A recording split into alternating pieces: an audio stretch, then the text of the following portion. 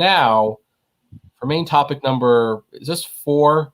I think this is main topic number 4. We haven't done an Uber topic yet. So maybe we should discuss what's going on with Uber. Now, here's the thing. One thing that Uber has always said is that they want to be successful by screwing drivers and customers and overpricing. No, I'm kidding. They wouldn't blatantly say that. But they have said that they were going to be successful not because they were competing with the taxi industry, but because they were going to compete with car ownership and public transportation. And, I was always kind of like, well, I mean, sure, I guess you have to take over the world ambitions, but like if you need to do all of that to be successful, then it kind of shows a real lack of foresight, in my opinion. I don't know about you. I mean, it's funny. I wonder what the actual numbers have been, because like the thing is, a lot of people, because of Uber and Lyft, like have bought cars. I mean, why do you think they had that what was that thing called, that Fair rental program? And then Lyft had one, and they've each had at least a couple different ones. And so people have been buying cars just so that they could do this job and make money. So as far as like, trying to curb car ownership, I wonder, I've never looked at the numbers or seen, is there any website that has actually done the numbers to say how much it has affected car ownership, or has it just gotten worse? That's what I like. It's just, they've done studies and it's just gotten worse. But personally, I don't think that they've done a very good job at curbing car ownership, especially since most people still have their cars. They just use Uber a lot more.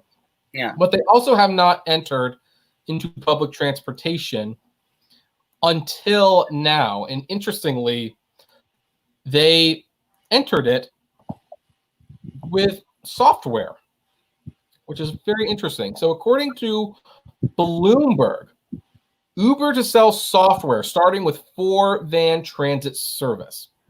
So Uber Technologies Incorporated is getting into software. The company is making the technology that powers its ride-hailing business available to others, starting with public transit agencies. California's Marin Country transportation providers are the first customers to buy access to Uber software in a deal the company announced Wednesday. The tie-up represents a potential new revenue stream for Uber at a time when the company could use it. Quote, this is not a one-off. This is a new product and a new business. Together, we want to make car ownership a thing of the past. That's from David Reich. But the effort is starting small. The program called Marin Connect will power logistics for just 4 wheelchair-accessible vans when it begins on July 1st. Teaming up with Marin Transit and the Transportation Authority of Marin, it will also make public transit schedules and discounts available within the Uber app in the county, and will offer vouchers for riders traveling the last mile to their destination from transit stops. The 2-year deal will cost $80,000, said Nancy Whelan, the general manager of Marin Transit. Quote, we pilot a lot of things. We try to stay nimble. So here's basically what's going on there. Uber is selling a software that's tied to public transportation and their Uber system. And it shows various routes on how you can get to where you're going, a mixture of public transportation and Uber. This is clearly this is kind of a win for Uber, I think, because if they're incorporating the public transit into the app, they're probably collecting a fee for doing that. So they are now collecting fees for basically encouraging people to use the public transit, but they can also manipulate the algorithm so that people get off at a certain spot and almost always be recommended an Uber, which puts more money into Uber's pocket.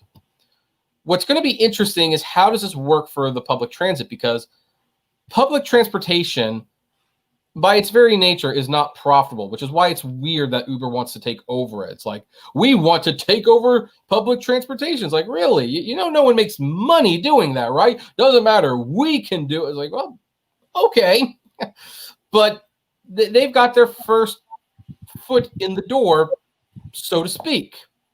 So my question is, I'm sure this is going to work out for Uber to some extent because Uber wants to take over public transportation. Whether I think they should or not is beyond the point.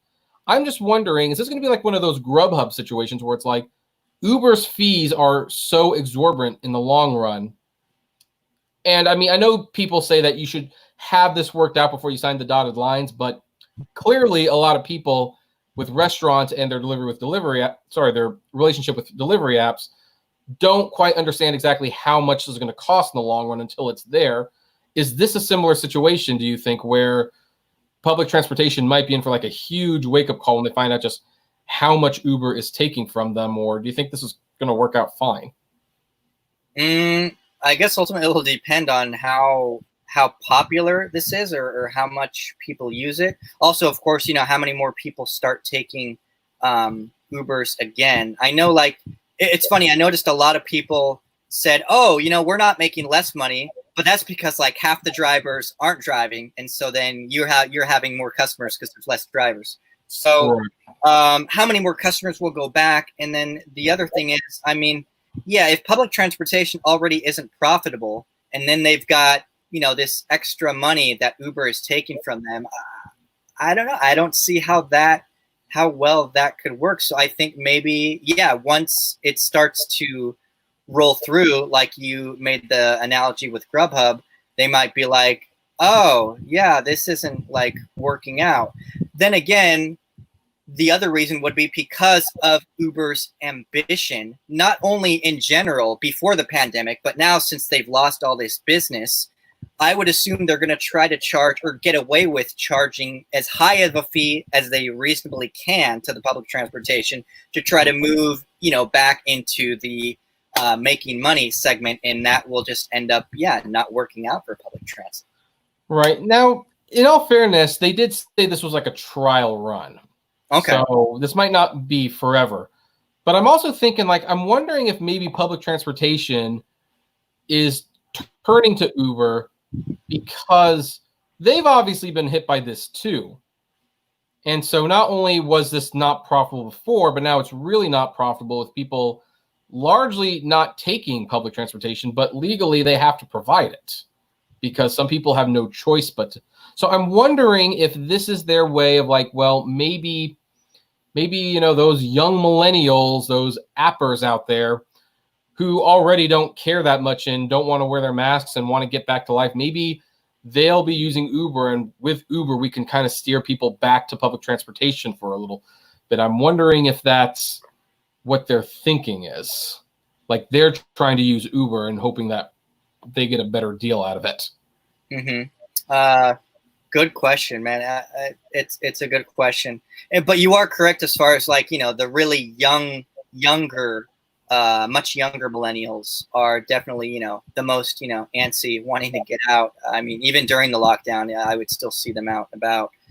Jody Smith, she says she doesn't think it will work. She says, no way this will work. People will want to have their own freedom. Mm-hmm. Yeah.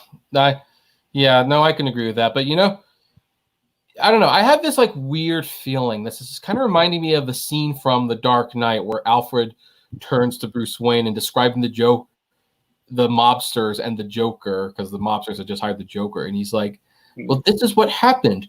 You pushed them to the brink of desperation. And in that desperation, they turned to something they didn't fully understand. I kind of wonder if that's the situation, the public transportation. They don't fully understand what it means to get into bed with Uber. The joke. Yeah. So, yeah, that was me doing a very, very awful Michael Caine impression, by the way. But anyway, folks, it is interesting, though. One thing I will say before we move on to our last topics. I think this is the first time that Uber can honestly say they're a technology company because they're selling software right now. Look at that. They're finally fitting that. Yeah, they're finally doing that. So what do you know? Anyway, I'd like to know, folks, what do you think of this deal? Do you think this is a good deal for Uber, for public transportation, for both? Or do you think one of them is going to end up holding the bag at the end of the day? I'd love to know. Comment below. like, favorite, share, subscribe, and as always, flame responsibly.